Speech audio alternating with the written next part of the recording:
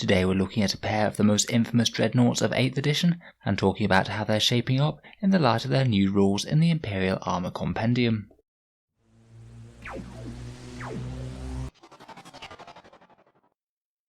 Hello and welcome back to Auspex Tactics, where today we're discussing the rules for the Relic Contemptor Dreadnought and the Leviathan Dreadnought that are coming out in the new Imperial Armour Compendium.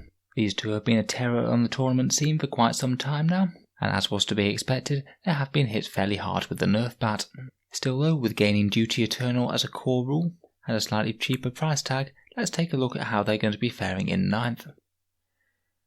So we'll start with the Relic Contemptor Dreadnought then. This guy was one of the strongest Space Marine gun platforms in all of 8th edition, and then he got a hefty points discount and the ability to fight in combat in 9th, meaning that he was pretty much an auto-include in most competitive Space Marine lists. The new version of the Relic Contemptor is 140 points, is an elite's choice for Codex Space Marines, and is power level 8.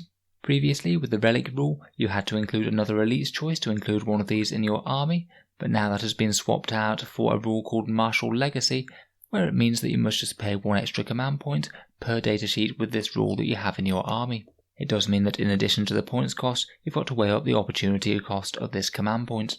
Honestly, I don't really mind this too much as a tax, obviously provided the units are worth it. I think it might help go some way to stop people spamming multiples of these, as it kind of gets progressively more painful to sacrifice more and more command points. In general, the Elite's Choice restriction didn't tend to be all that big a deal in Codex Space Marines, with so many decent Elite's choices to choose from. This Dreadnought is now the only generic Contemptor Dreadnought that's in the Forge World Index. The Contemptor Mortis pattern no longer exists as an individual datasheet. So basically, if you want your Dreadnought with 2 sets of twin las cannons, then you're going to be fielding one of these now. Rules wise, this thing has been significantly toned down, I'm afraid. Its weapon skill and ballistic skill are now 3+, so not quite as accurate as the venerable Dreadnought from the Codex. It's got 9 wounds rather than 12, retains its 4 attacks, and it's worth noting that because it's less than 10 wounds now, it no longer degrades. It'll keep on fighting at full capacity till you've taken it down. Rather than a 2+ armor save, that's now a 3+, and it no longer has a 6+ feel no pain. It did however gain Duty Eternal, the one to reduce damage incident on it, and that's now a core rule on the datasheet rather than having to use the stratagem. It does also have the core keyword on its datasheet as well, which means that it will work just like the regular Contemptor with certain auras and buffs. Basically though, compared with the previous incarnation, it's just not quite as efficient a gun platform with only ballistic skill 3+, and despite having Duty Eternal, the durability hits that it has taken, losing a 6+ feel no pain, a pip of armor save and 3 wounds, really is going to make it so much easier to kill. Before we had all of those benefits also stacked with Duty Eternal because you'd likely use the stratagem anyway, so it's just likely to take quite a lot fewer hits before it goes down point for point. In terms of loadouts, the 2 free options are the Heavy Plasma Cannon and the Dreadnought Close Combat Weapon with built-in Storm Bolter, which you can still upgrade to a Heavy Flamer or Plasma Blaster or Graviton Pulse if you want to. There's no additional benefit to having 2 close combat weapons now. The previous datasheet allowed you to reroll 1s to hit if you had 2, which was nice, so I'd be a lot more tempted to take 1 close combat weapon and a big gun if you are looking for a melee dread. It's interesting that if you give it a Dreadnought Close Combat Weapon and either a Multi-Melter or Assault Cannon, it costs the exact same amount as the Contemptor Dreadnought from Codex Space Marines, though that does mean that the Codex Space Marine Dreadnought is pretty much directly superior, because for that one you don't have to pay the extra command points for Martial Legacy. Seeing as those variants are already quite good, I'd be a bit more tempted to use this guy as a gun platform. Perhaps taking 2 Multi-Melters and a Cyclone Missile Launcher, that would run you at 185 points and give you a lot of anti-tank firepower. I think most of the other options are all quite well balanced, but the problem is that Martial Legacy 1 command point really does mean that it doesn't compare quite as well, so you are giving up a bit of an opportunity cost with that if you are taking this guy. In general, he doesn't look bad to me. I think he could still be a decent source of anti-tank firepower, maybe waiting in the wings slightly competitively until Eradicators get hit by the nerf bat. Certainly weaker than he was before though that's hardly too surprising, seeing as I think that the Relic Contemptor Dreadnought before was one of the single most undercosted models in the game. Moving on, we have the Leviathan Dreadnought, who has lost the Relic name from its title, but like the Contemptor Dreadnought it still has Martial Legacy for 1 command point, which I don't find quite as bad to justify when the model costs quite a few more points to begin with. At base it's now a 220 point Elite's Choice, it's no longer a heavy support, and it's power level 13.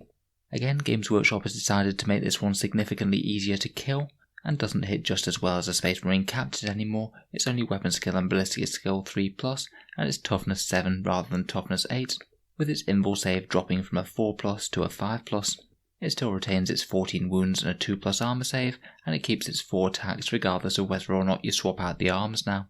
Like the Contemptor, it gained Duty Eternal at base, which in a vacuum might offset the damage, but again if you had a Leviathan Dreadnought you would have likely used Duty Eternal on it quite regularly anyway. And between the invul save decreasing and the toughness decreasing, they are going to be significantly easier to kill. It's a little bit kinder to your nearby troops though. Now its explosion is only 6 inch in range and only happens on a 6 rather than a 5 or 6, so it's not quite as likely to blow up all over you, which I think is probably a positive. And as far as I can tell, it's gained a weapon option. It can now swap its 2 heavy flamers for 2 Volkite calivers. They won't cost you any more, and they're 30 inch range, heavy 4, strength 5, AP 0, damage 2 weapons with mortal wounds on 6s. For a shooty Leviathan Dreadnought that's not wanting to get quite so close, this is really quite a good option I think. In addition to the storm cannons, you could be putting 24 damage 2 shots down range. In terms of arm weapons, the Siege Claws, Siege Drills and Gravflux Bombard are all free on that 220 point chassis. The Siege Claws each give it +1 attack now, so there is a bit more of a benefit to having 2 of these. With a pair of these and Shock Assault, you could be up to a 7 attack Leviathan in close combat, which is legitimately quite scary. The Siege Drills don't get the extra attack, but they're AP -4 and damage 2d3, and if they attack a vehicle then they're damage 6. It basically depends whether you want to be a little bit more hard hitting against vehicles or against heavy infantry. In either case, I think I'd be quite tempted to take one of these combat weapons if I was taking any, in addition to a main gun. Talking of the big guns, we have 3 options as before: the Gravflux Bombard, the Storm Cannon Array and the Cyclonic Melter Lance. The Gravflux Bombard gained heavy 2d3 and it's 24 inches. Though its special rules have been reined in a bit, it's only blast now rather than getting additional d3s for the more models there are in the unit, and it's only 3 damage now on 3+ save models rather than being a whopping 5 damage against anything that was a vehicle.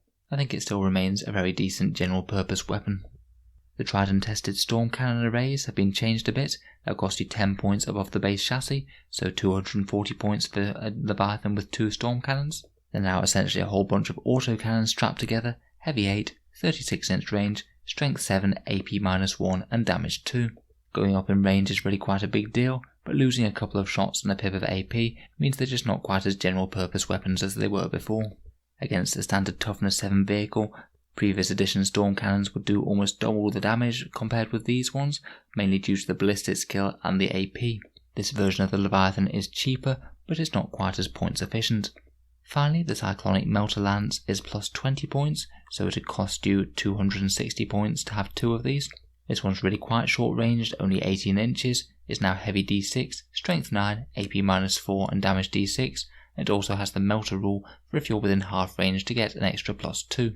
Not really too much to say about these, they'll certainly rinse tanks if you get them in range, though it's a bit unfortunate that their blast, it does put you at risk of having your Leviathan tagged in close combat.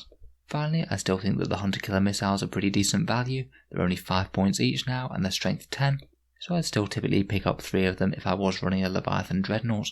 Finally, for keywords, he does have the smokescreen keyword, which is quite nice to give him a nice reactive -1 to hit, but he doesn't have the core keyword, which means that you won't be receiving benefits from your captains and lieutenants. That does sting a bit. He's not going to be quite as efficient as some of your other Dreadnoughts, but because he's such a big unit you might be able to justify taking a Tech Marine to give him +1 ballistic skill and some repairs.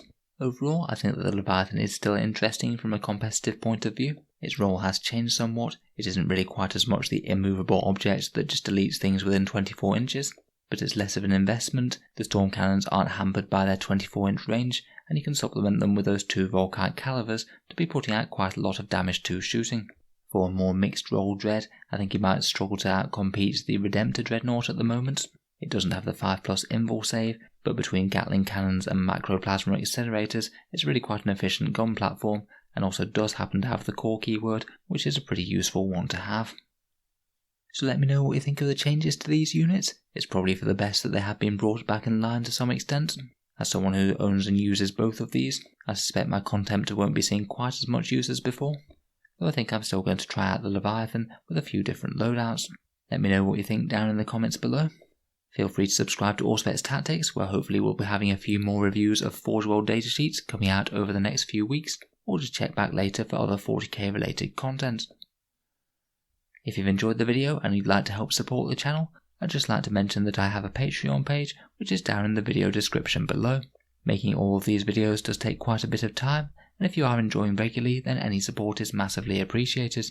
Channel patrons get to see certain videos early, there's regular votes to see what sort of things come next on the channel, and you also get automatic entry into the Auspex Tactics giveaway which happens at the start of each month. If any of that sounds good to you or you'd just like to check it out, the link is down in the video description. In any case, a massive thank you for listening, and I'll hope to see you guys next time.